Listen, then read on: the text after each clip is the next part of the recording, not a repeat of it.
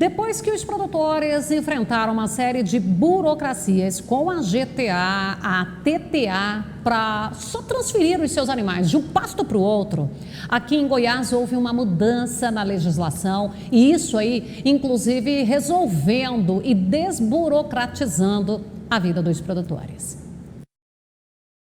Eu estou com o Leonardo Amaral, ele é professor de Direito Tributário e o nosso assunto é sobre GTA e TTA, como que é a situação aí que teve uma mudança antes dessa mudança para os produtores rurais. Ludmila, então, esse é um tema bastante importante aí para todos os pecuaristas goianos, né? Na verdade, o que aconteceu na semana passada foi uma correção de um erro, um reparo, uma injustiça, né, que o Estado de Goiás praticou em face desses pecuaristas goianos. Como é que aconteceu isso aqui? Aí a origem disso tudo. O pecuarista, quando ele vai fazer uma movimentação do seu rebanho, ou até mesmo quando ele vai vender o gado, ele precisa emitir um documento obrigatório do ponto de vista da agrodefesa, né, com fins de controle sanitário, que chama GTA, quando tem o transporte desse animal, e TTA, quando existe apenas o quê? A mudança, né, de localização desse rebanho. Então o produtor pecuarista, ele emitia esses documentos e a Cefaz fez um cruzamento de informações e exigiu que esses pecuaristas apresentassem um documento fiscal, a nota fiscal. Só que, como a gente sabe, muitas dessas operações, né, não significam venda do rebanho, mas apenas uma movimentação de pasto, uma transferência de saldo de animais. Então isso, na verdade, não gera a obrigação de emitir essa nota fiscal como a Cefaz estadual estava determinando, né? Então isso gerou um problema muito grande. A Cefaz, em razão da não apresentação dessas notas fiscais, por aqueles pecuaristas que emitiam GTA e TTA, ela lavrou inúmeros autos de infração, cobrando ICMS e cobrando multa.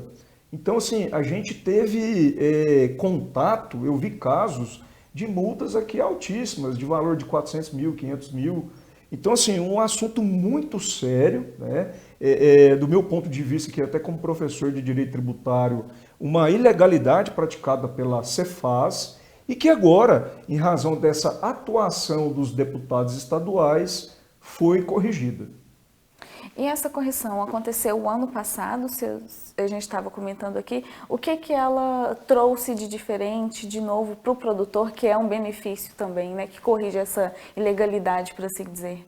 Então, na verdade, esse assunto é um pouquinho antigo, ele já vem se desenvolvendo aí desde 2018, mas em 2019, no final do ano de 2019, o governo estadual mandou um projeto de lei tratando sobre compensações de precatório com débitos tributários.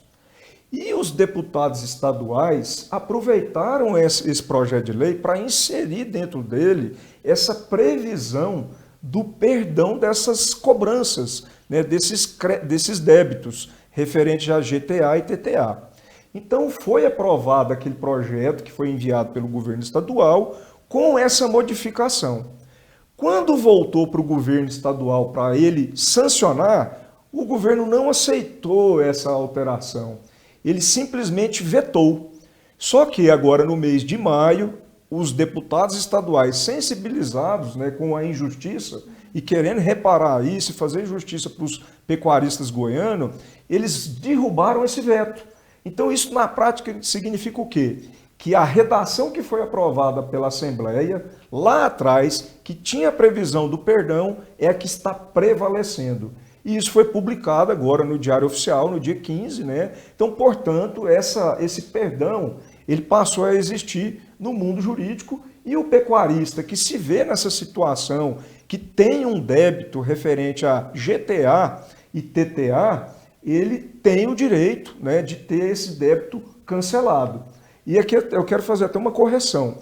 A redação original dessa lei, ela não menciona as hipóteses de TTA, apenas menciona GTA. Então, ao meu ver, isso aqui foi uma omissão, né, do legislador que pode gerar uma dificuldade para os pecuaristas que possuem débito referente à TTA. Então, assim, vai ter uma briga pela frente, acredito eu, porque o Estado não vai querer aceitar isso de forma espontânea, dizendo que alcança tanto as hipóteses de GTA como TTA. Do ponto de vista jurídico, Ludmila, a própria agrodefesa entende que GTA e TTA são documentos equivalentes. Então, apesar daquela omissão na redação da lei, e que ela apenas menciona GTA, do ponto de vista jurídico, não retira o direito do pecuarista que tem débito oriundo da TTA. Ele vai poder sim pleitear esse cancelamento desse débito. Era isso que eu ia te perguntar agora. A partir de agora, como que vai ser o cenário para esse pecuarista? Vai ser realmente muito trabalhoso? Você já comentou, mas tem uma proporção de mais pecuaristas procurarem reaver isso?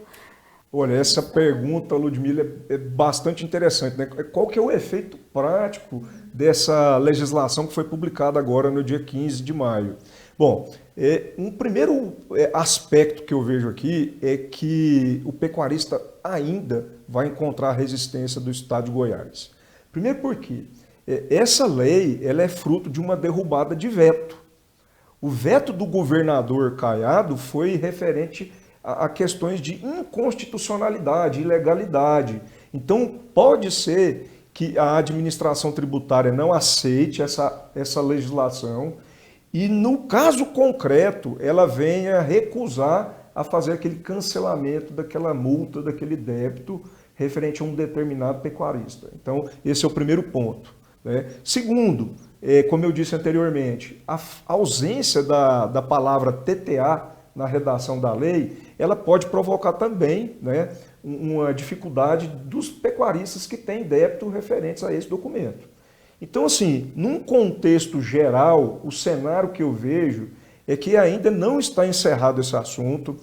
Acredito que vai haver uma judicialização dos pecuaristas buscando fazer o seu direito prevalecer. Então é preciso que a gente acompanhe, né, isso de perto, os sindicatos rurais, as entidades representativas dos pecuaristas goianos, acompanhe esse assunto de perto para que realmente essa injustiça seja reparada, né? Porque, como a gente disse no início da entrevista, de fato, a atuação da administração tributária goiana, nesse ponto, ela é injusta, ela é ilegal. A gente percebeu aqui que, na verdade, não existe comercialização de gado, de bovinos, para justificar uma cobrança de ICMS, né? Em 90% dos casos, o que aconteceu foi apenas uma movimentação do rebanho.